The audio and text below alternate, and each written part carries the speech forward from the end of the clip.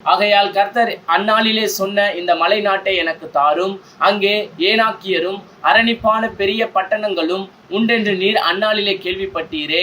கர்த்தர் என்னோடு இருப்பாரானால் கர்த்தர் சொன்னபடி அவர்களை துரத்தி விடுவேன் என்றான். விளையாட போகிற 2 பேர் ஃபீல்டு இறங்குறீங்க. அப்படி அவங்க போனோடனே அந்த விக்கெட் கீப்பர் பக்கத்தில் நிற்பான், உங்களுக்கு கை கொடுப்பான். அந்த பவுலர் கை காட்டுவான், நீங்களும் கை காட்டுவீங்க. அவன் பவுலிங் ஆரம்பிப்பான்.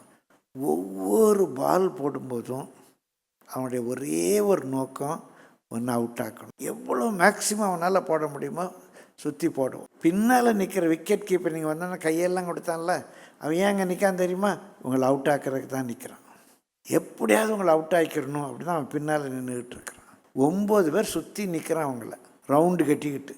உங்களுக்கு பாதுகாப்பு கொடுக்கறதுக்காக பாதுகாப்பு வளையத்துக்குள்ளே வைக்கல. அந்த 9 பேரும் அங்கே ஏன் நிற்கிறான்? எப்படியாவது உங்களை அவுட் ஆக்கிடணும். ஒன்று கேட்ச் பண்ணிடலாம், இல்லை விக்கெட் பண்ணிடலாம், எப்படியாவது உங்களை அவுட் ஆக்கிடணும். அதுக்கு தான் அங்கே நிற்கிறான். பிரியமானவர்களே, நீ எப்படி வேணாலும் பால் போடுற, நீ ஸ்பின் போட்டாலும் சரி, ஃபுல் டாஸ் போட்டாலும் சரி, நீ எப்படி வேணாலும் போடு, நான் அடிக்கிறேன். அதான் விளையாட்டு. உங்கள் கூட ஒருத்தன் டீம்மேட் வந்தான்ல, செகண்ட் ரன்னர், செகண்ட் பேட்ஸ்மேன், ஒவ்வொரு டைம்லேயும் வந்து ஸ்ட்ராட்டஜிலாம் பேசுவான். அவன் ஒரு நல்ல பிளேயராக இருந்தால் அவன் ரன் அவுட் ஆகிற சூழ்நிலை வருமானா உங்களை ரன் அவுட் ஆக்கிடும்.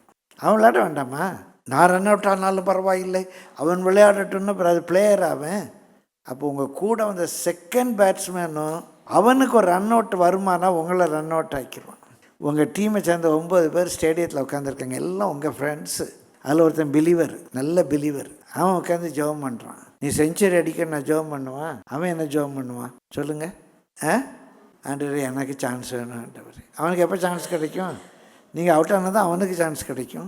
அப்போது அந்த 21 பேரும் ஏதோ ஒரு வகையில் நீங்கள் அவுட் ஆகிறத தான் விரும்புகிறாங்க. ஆனால் உங்களுக்கு முன்பாக வைக்கப்பட்ட அந்த பந்தய பொருளின் பொருட்டு எந்த எதிர்மாறான சூழ்நிலையாக இருந்தாலும் கிருபையை பற்றி கொண்டு வர்ற பாலை அடிங்க.